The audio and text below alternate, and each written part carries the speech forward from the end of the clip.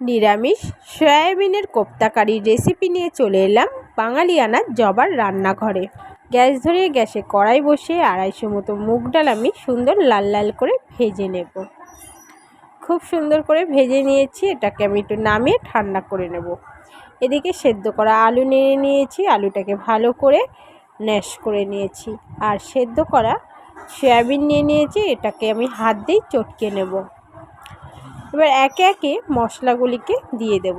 স্বাদ মতো নুন, সামান্য হলুদ গুঁড়ো, 1 চামচ জিরের গুঁড়ো, 1 চামচ ধনের গুঁড়ো, সামান্য গুঁড়ো গরম মশলা, গ্রেট করে রাখা আদা আর লঙ্কার গুঁড়ো, সামান্য একটু চিনি দিয়ে আর ভেজে রাখা মুগ ডালটাকে আমি ভালোভাবে মিক্সিতে গুঁড়ো করে নিয়েছি। সেই ভেজে রাখা মুগ ডালের গুঁড়োটাকে দিয়ে দেব। আপনারা চাইলে এখানে বেসনও ব্যবহার করতে পারেন, কিন্তু মুগ ডালের এই গুঁড়োটাকে দিলে বেশি টেস্ট হয়। সবগুলো উপকরণ একসাথে ভালো করে চটকে মাখিয়ে নেব। হাতে একটু সরষের তেল বা ঘি মাখিয়ে নিয়ে একটা শেপে তৈরি করে নিচ্ছি। এইভাবে আপনারা আপনাদের মন খুশি একটা শেপ দিয়ে নেবেন। এইভাবে আমি সব সয়াবিনের কোপ্তাগুলিকে রেডি করে নেব। সব কোপ্তাগুলিকে আমি রেডি করে নিয়েছি। গ্যাসে কড়াই বসিয়ে কড়াইতে পরিমাণ মতো তেল দিয়ে তেলটাকে ভালো করে গরম করে নিয়ে আমি 3 বারে কোপ্তাগুলিকে ভেজে নিচ্ছি। এপিট ওপিট খুব সুন্দর লাল লাল করে ভেজে নিয়েছি।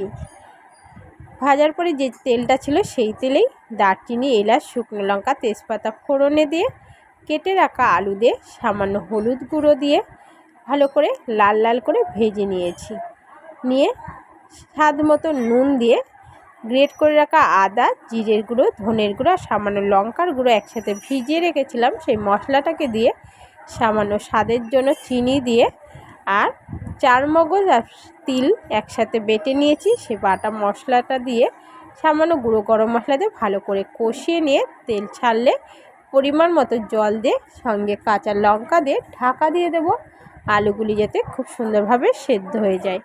আলুগুলি সুন্দর সেদ্ধ হয়ে গেছে। ভেজে রাখা কোপ্তাগুলিকে দিয়ে ভালোভাবে ফুটিয়ে নিয়ে নামিয়ে নেব। খুব সুন্দরভাবে নিরামিষ সয়াবিনের কোপ্তা রেসিপি রেডি হয়ে গেল। এই নিরামিষ সয়াবিনের কোপ্তা কারি রেসিপিটি যদি ভালো লেগে থাকে অবশ্যই আমার চ্যানেলটিকে সাবস্ক্রাইব করে পাশে থাকা বেল আইকনটি ক্লিক করে দিও। আর এমন সুন্দর সুন্দর রেসিপি পাওয়ার জন্য চ্যানেলটিকে লাইক, কমেন্ট ও শেয়ার করে দিও। আজকের মতো এখানেই শেষ করছি। ভালো থেকো, সুস্থ থেকো,